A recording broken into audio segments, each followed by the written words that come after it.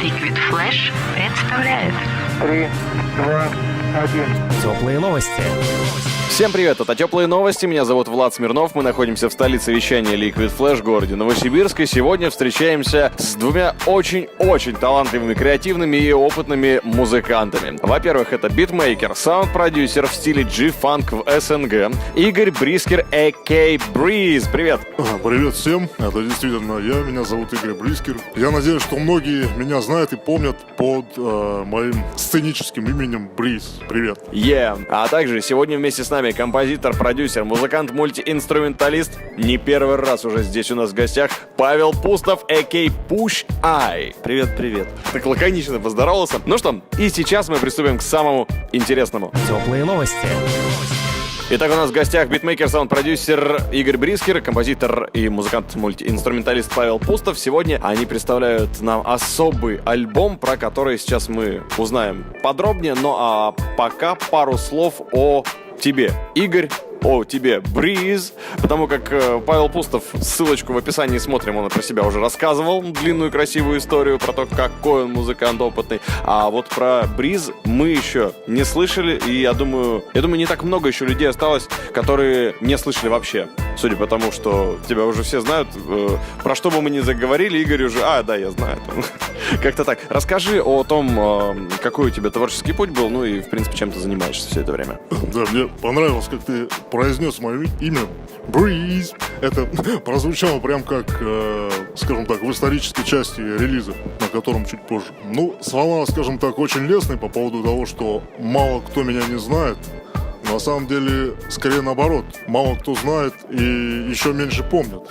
Потому что, да, я в свое время был известен, как говорится, в узких кругах. Я считаю, что самый мой прайм пришелся на 2008-2010 года. Далее в 2012-2013 я уже стал потихоньку отходить от дел музыкальных. Практически до сегодняшнего момента в них никак не проявлялся. А какие музыкальные дела тебя прославили, как ты считаешь, в первую очередь? Наверное, самое первое дело, с которым я засветился, ну, скажем так, на уровне СНГ, это было участие в битмейкинг батле, который устраивал известный портал Rap.ru. Ого.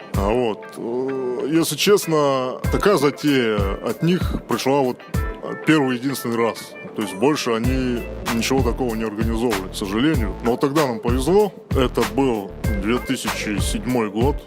Это год основания, образования команды битмейкеров Diamond Style Productions, к которому я в свое время приложил руку. И как раз на волне появления этой команды очень вовремя зашел этот баттл, в котором мы все вчетвером приняли участие. И мне тогда посчастливилось дойти до финала. Вот. Сколько людей участвовало, я сейчас точно не скажу. Наверное, в отборочном туре человек 400 принимали участие. Дальше меньше. Дальше уже отсеивали людей, потом разбили по парам, как это обычно делается. В общем, до финала мне дойти удалось. В финале я уступил участнику под ником Бермудта. Был такой, тоже, я считаю, хороший музыкант из Казахстана, но это отдельная история. Со скриптонитом он не связан? Вполне возможно, что сейчас и связан. Поскольку это очень сильно разорвано по времени, я никаких связей установить не могу. Тем более скриптонит тогда, наверное, был еще очень молод. Кстати, есть такой момент по поводу батла. Несколько треков, которые я написал как участник, в итоге, по факту, вошли в этот релиз, о котором позже. Ну, я об этом еще упомяну. Я до финала шел достаточно ровно. В финале я уступил, и я на самом деле считаю, что справедливо, потому что, ну, скажем так, это карма. Это карма. Я все делал до самого последнего момента очень честно. То есть я получал задания, как все, создавал новый инструментал, его дорабатывал, выкладывал и все, дальше ждал оценок. А почему-то в финале я решил считинговать немножко. Я взял трек, который уже до этого был, инструментал, причем, скажем так, он был написан совместно с еще одним участником моей команды Diamond Style. Сейчас он известен как Will Shine. Ну, скажем так, по тематике задания мне показалось, что трек очень подойдет, потому что нужно было каким-то образом себя прорекламировать, причем достаточно в пафосном ключе. Тема задания была «Я легенда». И вот возникла идея сделать трек, что-то типа G-Funk Legend. Мало того, что был инструментал, я пригласил поучаствовать еще 2 человек. Моего хорошего друга Сергея Джиза Про, он живет в Лондоне. Он записал голосовую часть, скажем так, это не рэп, не речитатив, а что-то вроде дикторского голоса, ну, который, тем не менее, ложится на эту музыку, потому что он сделан как раз в рэп-стиле, то есть не в официальном. И второй участник — это очень талантливый артист и мой хороший друг Эл Тюн. Он живет в Москве. Он записал для этого трека вокальную часть с так называемой примочкой токбокс. Он вообще, пожалуй, первый представитель России, наверное, СНГ, кто профессионально занялся таким видом вокала, технически. Это отдельная история. В общем, получился такой аутентичный по звуку трек, но, тем не менее, первое место с ним занять не удалось, и я считаю, что это мне был своеобразный урок.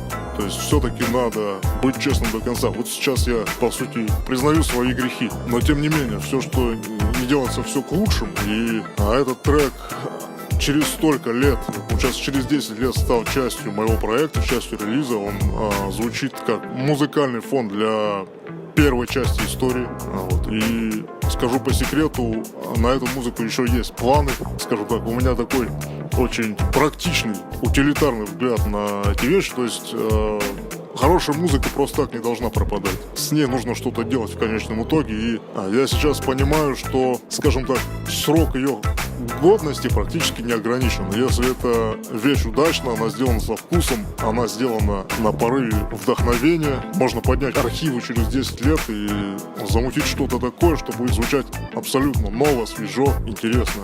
Здесь все зависит от исполнителей, которые примут участие, от концепта, задумки и, соответственно, как я себя проявлю как раз в качестве саунд-продюсера, чтобы сделать из этого интересную песню. Отлично. Ну и как раз интересный момент, то, что искусство действительно бессмертно, о чем сейчас Игорь Брис нам сегодня рассказывает. Ну, а мы продолжаем у него выяснять, какие еще были крупные проекты, масштабные или просто удачно выстрелившие в твоей истории, что тебя прославило, чем еще ты занимался.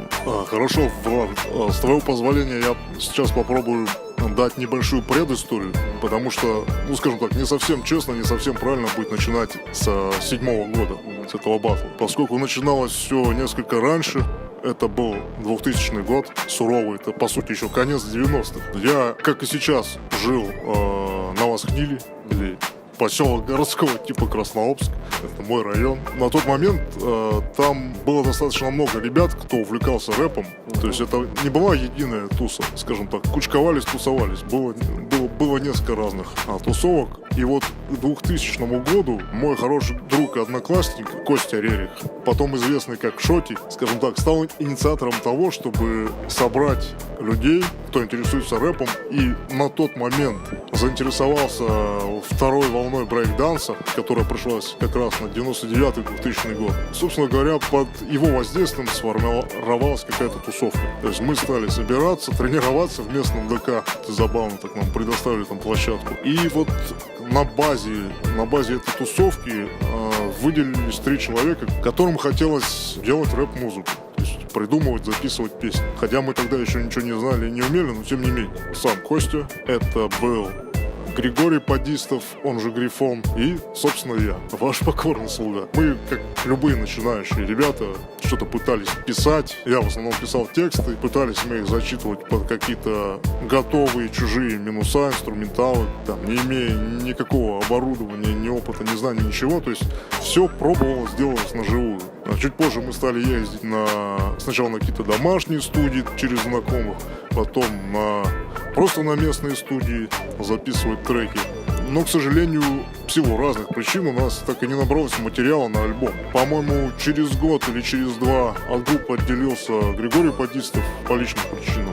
Зато присоединился еще один мой друг, Иван Охлёстин, под псевдонимом Скиф. И с ним мы продолжали работать еще, наверное, года до 2004-2005. Но также по-прежнему без релизов. То есть были какие-то песни постоянно в разработке. Я писал, учился музыку, то есть я занимался минусами, битами, инструменталами, старался повышать свой уровень. В этом также принимал участие Скиф, он прям ко мне домой приходил, мы порой сидели, что-то вместе ковыряли, накидывали какие-то идеи, я потом дорабатывал. И примерно к 2006 году у меня накопился материал музыкальный, как минимум половина из этих битов не была задействована в песнях и даже не было на нее никаких планов. Поэтому я понял, что мне пора как-то о себе заявить, потому что та небольшая известность группы, которую мы получили в начале 2000-х, она уже куда-то вся рассосалась, рассеялась, потому что мы нигде не светились, никуда не ездили выступать, ничего. А зато семимильными шагами развивался интернет, и местная тусовка, и общероссийская, хип-хоп.ру и т.д. и т.п. ВКонтакте появился. Тогда я собрал весь свой багаж и решил впервые явить его миру. То есть я сделал какую-то подборку минусов и начал везде, где можно, себя рекламировать. Люди реагировали, писали мне. К 2007 году я познакомился с ребятами, с которыми мы задумали и создали объединение Diamond Star. В первую очередь я познакомился с Евгением Кожевниковым, он же Урал Блэк. Евгений из Снежинска, кстати, это Челябинская область. И сейчас он продолжает заниматься музыкой, у него, скажем так, что-то вроде лейбла For Classics. Он под этим лейблом продвигает свою музыку. Еще один участник — это Алексей Полищук из Омска. Он же известен как Шоти и позднее как Битмейджор. Сергей Рыбчинский, который, по сути, сейчас является боссом и идейным вдохновителем Diamond Style. То есть это объединение успешно продолжает двигаться. Уже давно без моего участия, но тем не менее, ребят молодцы. И, собственно говоря, этим самым составом мы нырнули в батл на Рэп.ру, который продлился около полугода и достаточно успешно, по крайней мере для меня. Такие условия, когда есть задача, есть соревновательный момент, повышается очень мотивация. То есть волей-неволей приходится делать то, чего ты раньше не делал, повышать свой уровень. Я считаю, что это удалось, потому что мне до сих пор не стыдно за большую часть музыкального материала, который я тогда написал. Ну и мы плавно переходим уже к моменту собственного творчества, я так понял, да, после 2007 года? Да, совершенно верно. Баттл начался в 2007, закончился в 2008, и практически сразу я приступил к работе над инструментальным альбомом. Благо, у меня уже был неплохой материал, часть треков я использовал с батла, их адаптировав, где-то доработав, переделав. Еще несколько инструменталов я создал новых с нуля. Опять же, в альбоме поучаствовал Алексей Полищук, он же Шоти, поучаствовал Евгений Кожевников, он же Урал Блэк. Весной 2009, кажется, в марте я сделал этот интернет-релиз. Альбом назывался Ритмоголик. Если произносить правильно, то что-то вроде Rhythmoholic, что, собственно, должно было говорить обо мне как о человеке зависимом от ритма, зависимом от этой музыки. Альбом неплохо разошелся в Рунете, по крайней мере, в рэп-тусовке. Распространяли, скажем так, никаких особых инструментов не было для распространения. То есть релиз был официальный, по-моему, в сообществе ВКонтакте, в которое нам удалось пригласить достаточно много людей. Плюс создали отдельную веб-страницу, конкретно под альбом, откуда шли скачивания. Как обычно водится, все, что выкладывается в свободном качестве, оно потом многократно тиражируется людьми. После этого гуглил, находил. Но это на самом деле хорошо. Никакого пиратства быть не могло, потому что изначально релиз задумался как нечто общедоступное. Инструментальный альбом для рэпа вещь достаточно специфическая. Он стал хорошим материалом для рэперов, начинающих и более известных. То есть люди брали инструменталы, делали под них какие-то демо-записи. Кто-то мне их напрямую присылал, показывал. Какие-то я сам находил случайно ВКонтакте. Позже половину или даже более половину инструменталов у меня купили исполнители. Музыку все-таки можно монетизировать. Также хочу сказать, что тот релиз был по звучанию достаточно разноплановый. Почему-то к нему все равно многие пытались прилепить, скажем так, ярлык G-фанка, но я с этим не согласен, и я его так не позиционирую, потому что треков с аутентичным звучанием, принадлежащих к этому стилю, было, может быть, 2-3, но не больше. В остальном это был разноплановый West Coast рэп, если инструментал можно назвать рэп. Там были какие-то нотки симфонических, даже классических инструментов, что, кстати, встречается в West Coast нередко. Были какие-то работы на сэмплах, это, я думаю, было влияние моды того периода, потому что там тогда очень сильно повлиял на музыку тот же Kanye West, который был знаменит своими сэмплами с пиченными голосовыми вставками. Очень многие потом пытались это повторять, и у меня, кстати, этот прием там тоже встречается. Этим я тоже грешил в свое время. С другой стороны, может быть, где-то в этом разнообразии я немножко потерял себя. То есть мне бы хотелось себя позиционировать больше как представителя West Coast и, в первую очередь, G-Funk стиля. Как дальше все развивалось? До какого следующего этапа ты впоследствии дошел после этого релиза?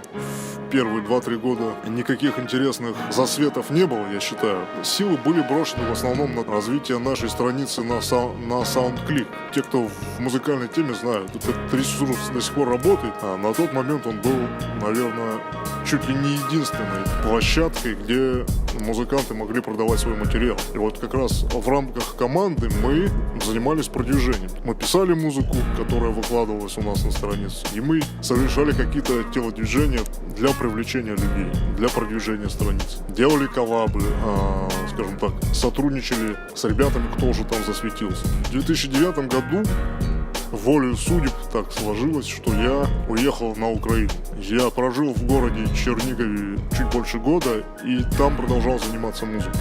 Работал с разными исполнителями. И на меня люди выходили, так, к счастью, так складывалось. Появилось очень хорошее и плодотворное знакомство с человеком, которого зовут Арсен Арутюнян, он же Гинзбург, можно сказать, у него двойная фамилия. Он просто вышел на меня как на битмейкера, по-моему, через MySpace, который на тот момент еще был в своем прайме. Мы создали с ним несколько треков, которые впоследствии вошли в его альбом. Каким-то образом за это время Арсен перестроился на живое звучание, собрал коллектив, и альбом был выпущен, наверное, в начале 10-х годов, где-то так.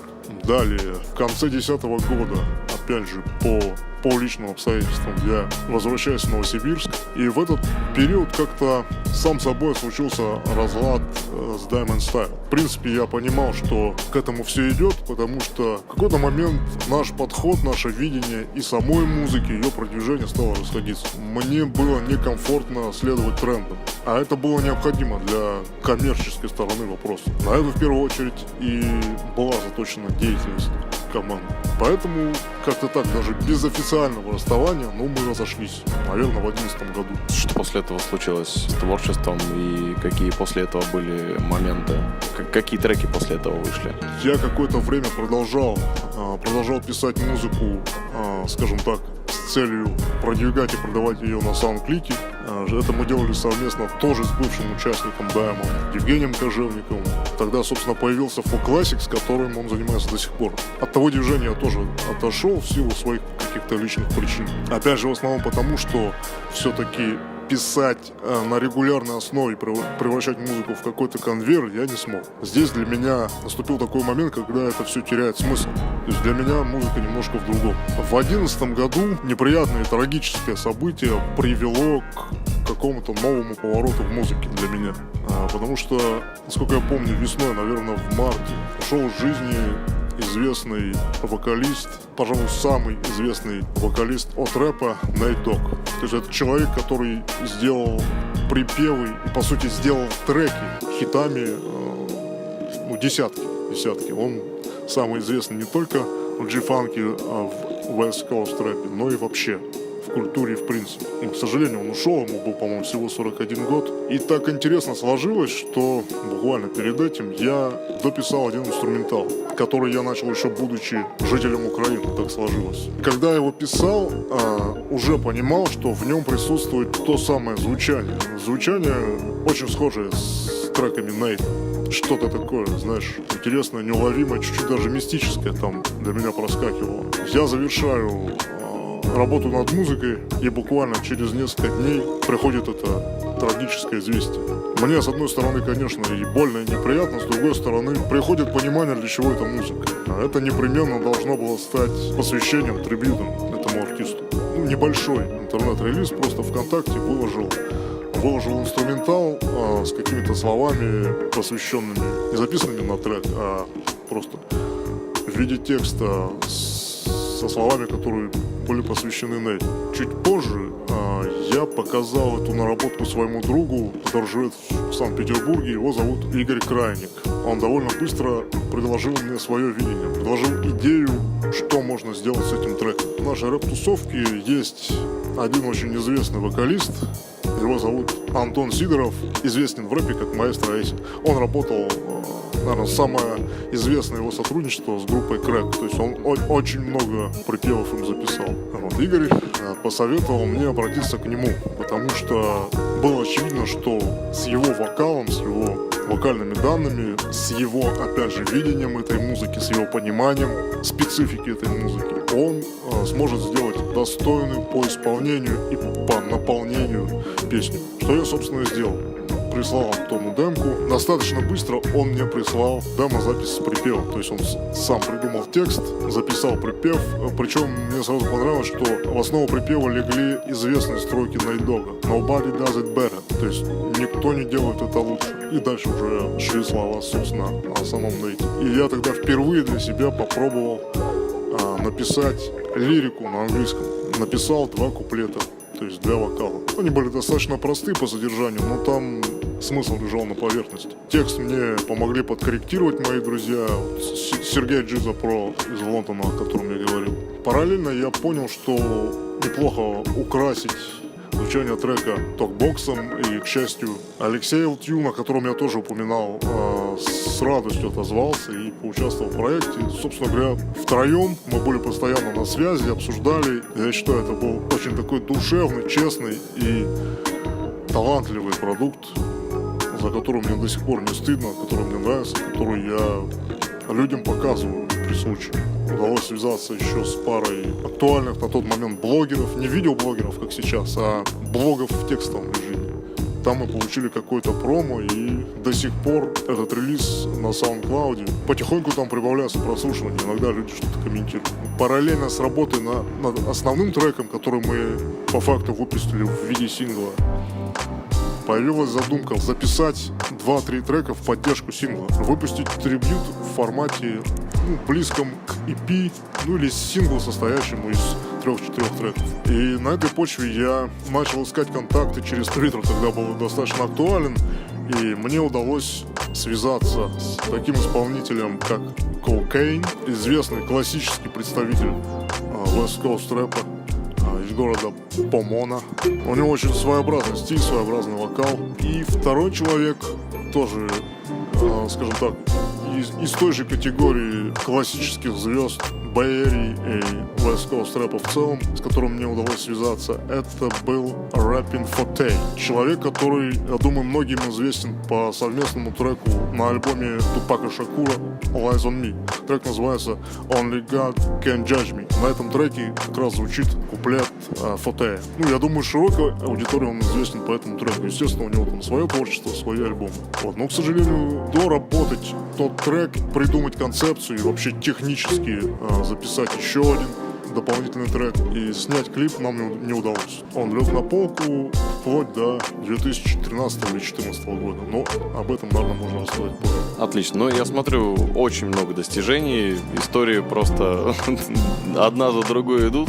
И я думаю, что уже пора. У нас не так много времени осталось. Мы переходим к истории про этот релиз, ради которого мы здесь собрались сегодня. Это твой коллаборат вместе с рэпером Я Boy Black Eyes или Trev Lyrics, мы его еще знаем, или YBBI. Расскажи о том, как появился этот альбом, как он называется, для чего он создан, и про трек, который мы сейчас поставим. С Black Eyes я познакомился в 2007 году. То есть параллельно с теми вещами, которые рассказывал о Даймонде, о Батле, я тогда задумал свой проект под рабочим названием G-Funk is Back.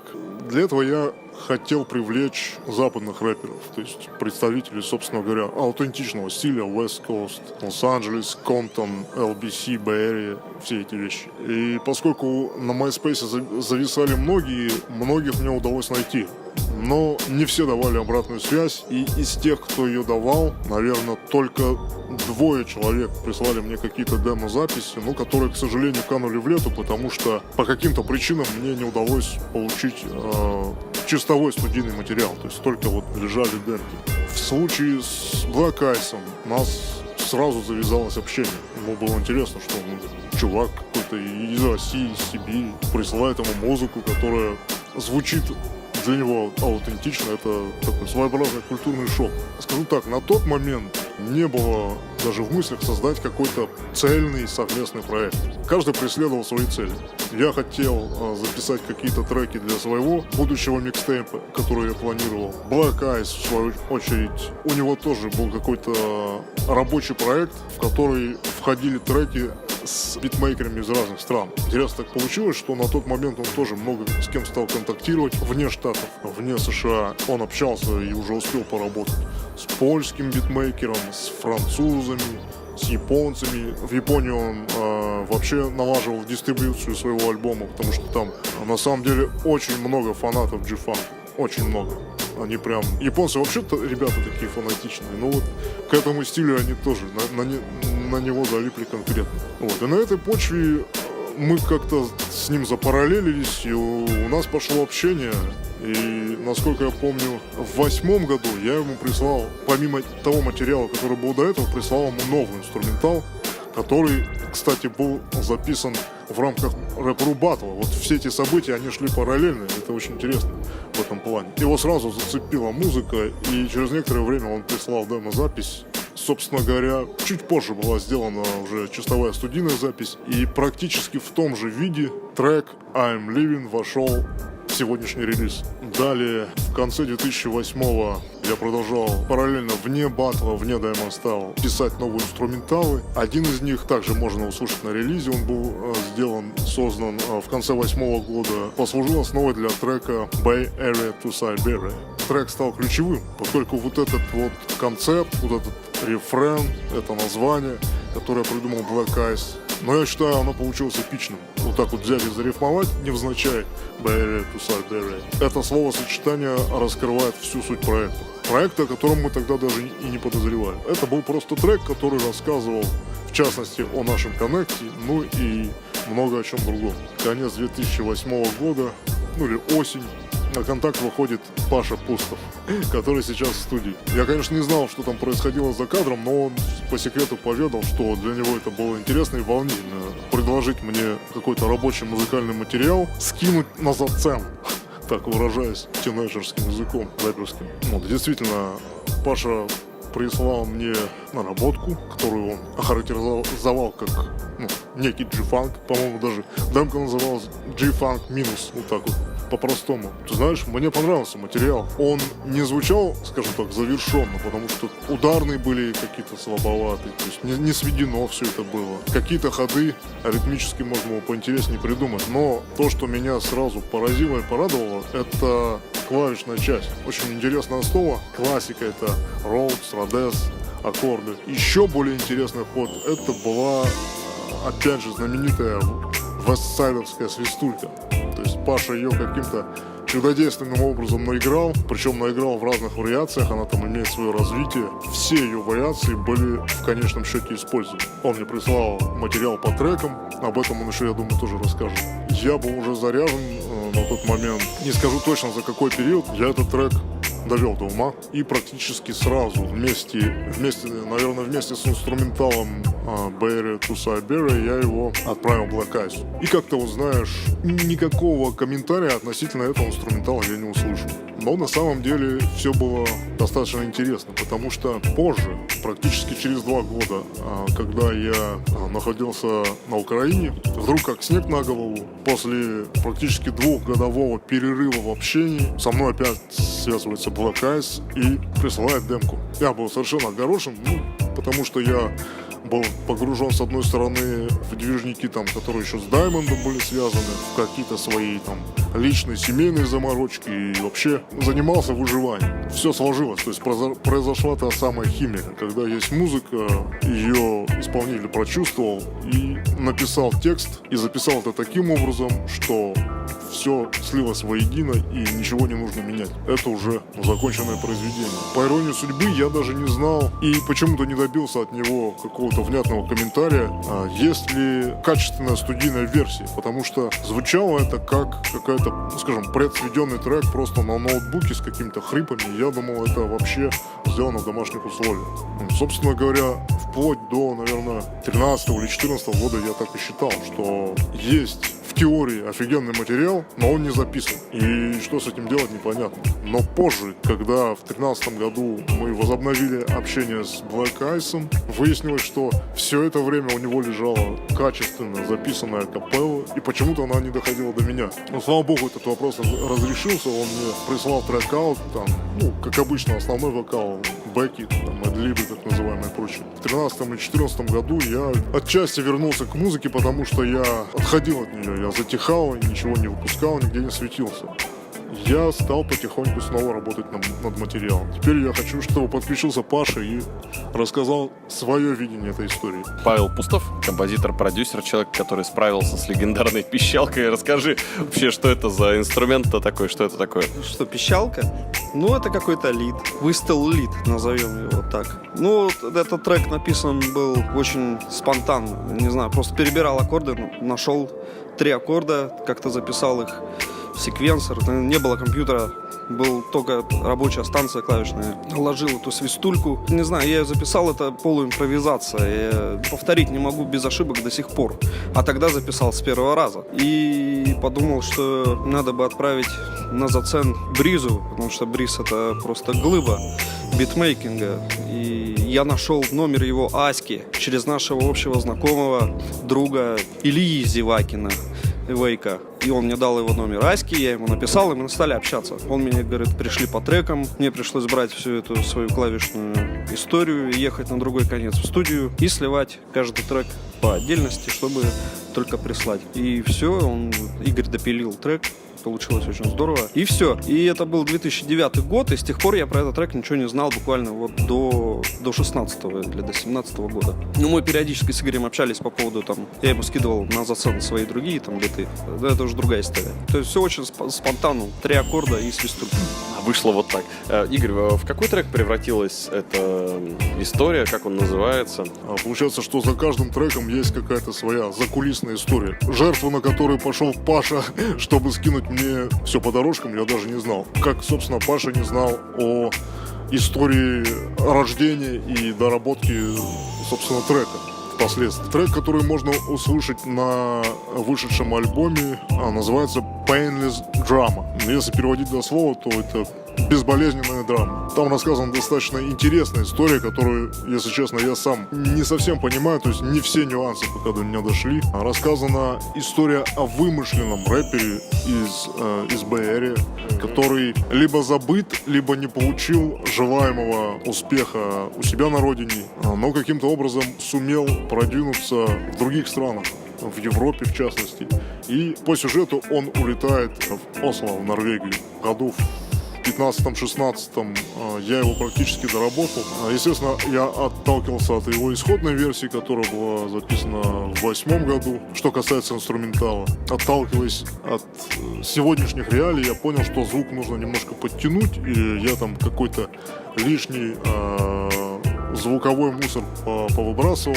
Некоторые инструменты, в том числе, каюсь, легендарную Пашину свистульку я переиграл заново, но при этом, как мне кажется, сохранив авторский почерк, ничего она не потеряла от этого, приобрела в качестве. Как я считаю, один из удачных моих треков в принципе и один из лучших треков релиза. Чем интересен трек, что он рассказывает сам по себе историю. Есть история за сценой, то есть история его создания, как здесь, в Новосибирске, так и там, в Ричмонде. И он является частью всей истории, которая охватывает 10 лет.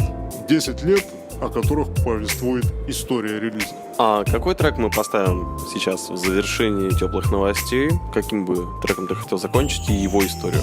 Я хотел бы, чтобы на радиоволнах прозвучал, пожалуй, ключевой и завершающий трек альбома, который называется Destination. Это говорящее название, поскольку трек является собой иллюстрацию некой достигнутой цели. Он подытоживает всю десятилетнюю историю, все сложности, препятствия, обстоятельства.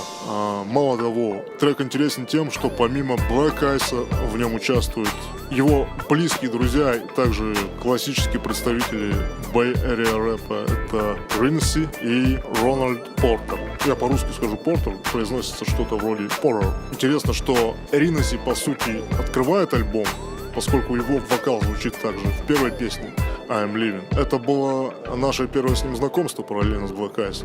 Огромное ему спасибо, что он поддержал проект. Причем, что интересно, он участвует там как и вокалист на припеве. Очень интересно, я считаю, душевно получился припев. Есть рэп-часть, то есть он читает третий куплет именно в качестве речитатива. Открывает трек Black Eyes со своей историей, в которой он, собственно, иллюстрирует весь этот десятилетний путь нашего общения, дружбы, сотрудничества. Он там использует интересные метафоры. В качестве сравнения у него есть такие строки «Pardon my French», в общем, «Dug me a tunnel cause». То есть он рассказывает о том, что был прорыт тоннель. То есть он делает отсылку к фильму «Побег из Шоушенка». Тоже, кстати, один из интересных для меня моментов создания трека, поскольку этот трек уже был камнем преткновения, который не давал нам сделать релиз, потому что весь остальной материал был готов. А вот эту вещь концептуальную мы долго не могли родить по разным причинам. И вот, когда я уже точно знал, что запись состоялась, но я ждал материала, чисто технически, чтобы мне его прислали, я посмотрел впервые, полностью посмотрел классику мирового кинематографа «Побег из Шоушенка». Поймал какую-то волну настроения. Буквально через несколько дней приходит трек, и я понимаю, что вот оно. Опять произошло какое-то коллективное, бессознательное, опять произошла химия. То есть Шоушенк — это вот, скажем так, Шоушенк в каком-то смысле сопровождал создание этой песни. В этом же треке Рональд рассказал свою историю о жизни, о музыке, о семье, о детях, о его видении всего этого. И Риноси рассказал также свою часть истории в привязке к его музыкальной карьере. В частности, о том, что он пробовал что-то, начинал совсем подростком, даже, как он их назвал, pre-teen, то есть, наверное, 11-12 лет ему было. И его очень жестко критиковал его старший брат, который тоже был рэпером. Возможно, вопреки или даже благодаря этой критике он сумел вырасти творчески и стал одним из старичков или классиков рэпа в Бэй-Эре. Об этом он говорит в треке. Этим выражает респект и своему брату тоже, который дал ему хороший пинок. Еще трек для меня интересен тем, что он мало того, что закрывает релиз, в нем есть еще и такое своеобразное аутро, которое записал Black Eyes уже после основной части песни. Ну, собственно говоря, он там подводит итоги и говорит ключевые для меня, я думаю, для многих вещи. О том, что, скажем так, лучше медленное движение, чем никакого движения. Slow motion, better than no motion. Нужно выпрыгивать из аквариума и карабкаться в гору. А когда вы достигли вершины, лучше всего спуститься вниз и прихватить с собой еще пару близких людей, помочь им. Этой дружбой мы заложили прям вот серьезный пласт, серьезный концепт, который можно развивать дальше. Потому что у нас есть планы на видеоматериал, на запись новых треков, продолжение концепта Бэй-Эре to Siberia. Я надеюсь, в ближайшем будущем удастся осуществить мою поездку в Калифорнию, в Бэй-Эре, в Ричмонд. Я, если честно, мечтаю о том, чтобы привезти Black Eyes сюда. В своем куплете он буквально сказал, что «Now I'm in Siberia», то есть «И вот я в Сибири». Прорыв вот этот виртуальный тоннель, он оказался здесь. Но я думаю, что между образным определением и реальной поездкой сюда не такая уж и жесткая грань. Релиз и то, что я делаю сейчас по продвижению релиза, то, что держу в голове, обсуждаю со своими друзьями, кто заинтересован, все построено вокруг этого, и это меня очень вдохновляет и заряжает, потому что, по сути, для меня все это является камбэком и возвращением к музыке. Это реально добавляет сил, и ты понимаешь, что ты все это делаешь не зря. Спасибо большое. Сегодня вместе с нами битмейкер, саунд-продюсер в стиле G-Funk в СНГ, ну и теперь, я так полагаю, еще и в США, в том числе Игорь Брискер, а.к.а. Breeze, также композитор, продюсер, музыкант, мультиинструменталист Павел Пустов, а.к.а. Push I, он же великий покоритель весткостской пищалки, знаменитый. Мы заканчиваем вместе с треком под названием Destination с нового альбома, и будем надеяться, что Bay Area to Siberia раскроется в ближайшее время еще новыми подробностями и новыми, возможно, релизами. Чего вам желаем, ребят, спасибо вам большое. Тебе, Влад, спасибо. Накопилось много за эти годы, поэтому спасибо, что дал возможность высказаться.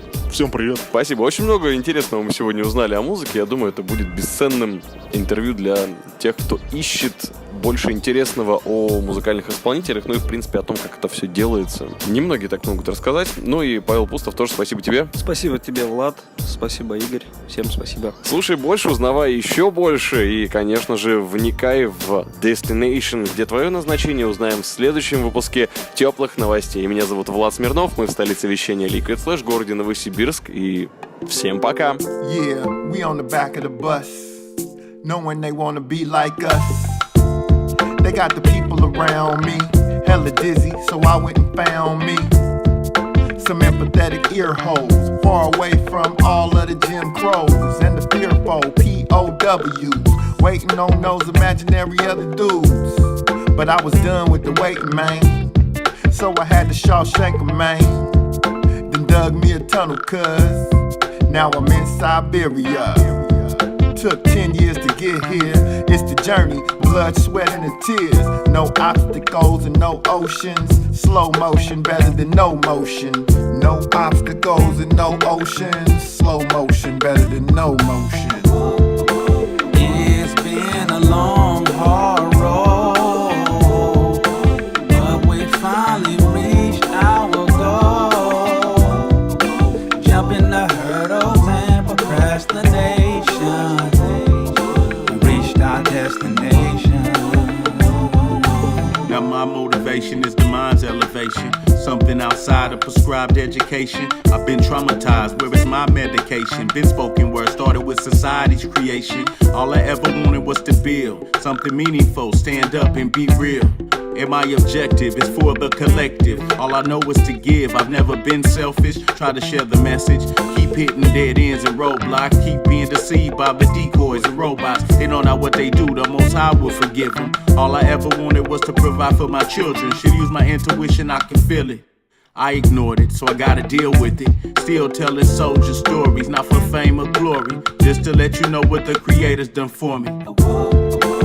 It's been a long, hard road, but we finally reached our goal. Jumping the hurdles and procrastination, reached our destination. A young black man who was born with a lot of aspiration, and music was the center of my fascination. Influenced early by my big brother Ace 'em Up, who would criticize and tell me to my face, you suck. The painful truth how a family member can be mean. Cause when I first jumped in the booth, I was a preteen. Criticism is what I saw in my brother's eyes, and up to this very day, he might just tell you otherwise. But who cares if it was constructive or not? Because lyrically, I was motivated to jump to the top. And now I'm getting respect for raising the bar. International fans praising how amazing you are. And I get a chance to read it all firsthand. It's one thing for sure, and it's two things for certain. Embracing it all through my estimation, defining my own success was my destination. It's been a long, hard road, but we finally reached our goal. Jumping the hurdles and procrastination, we reached our destination. It's been a long, hard road, but we finally reached our goal. Jumping the hurdles and procrastination, reached our destination. Exactly where we wanted to be, man. Shout out to my brother Renacy. Shout out to my brother Ronald Porter. Shout out to the homie Breeze.